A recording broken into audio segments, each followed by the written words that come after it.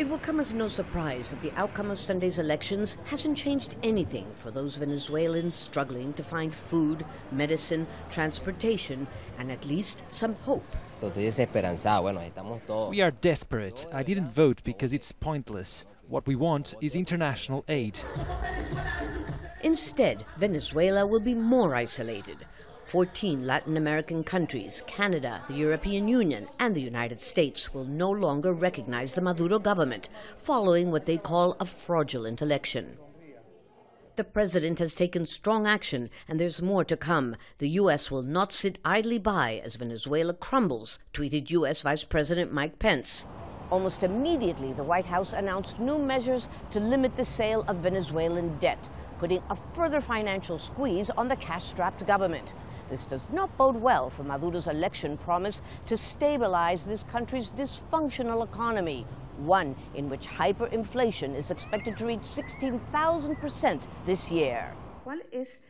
Communications Minister Jorge Rodriguez told Al Jazeera they have a plan.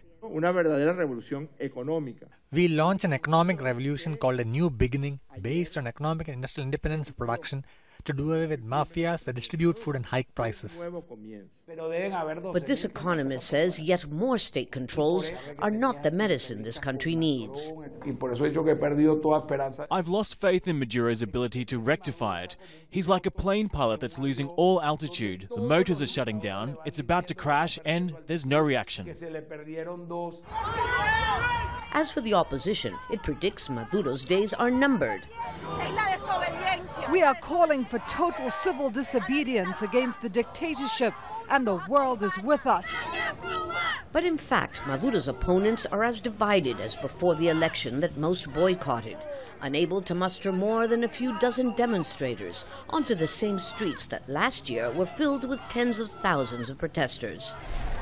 And while many opposition leaders wait for foreign pressure to achieve what they have not, the vast majority of Venezuelans prepare for yet more hardship. LUCIA NEWMAN, Al Jazeera, Caracas.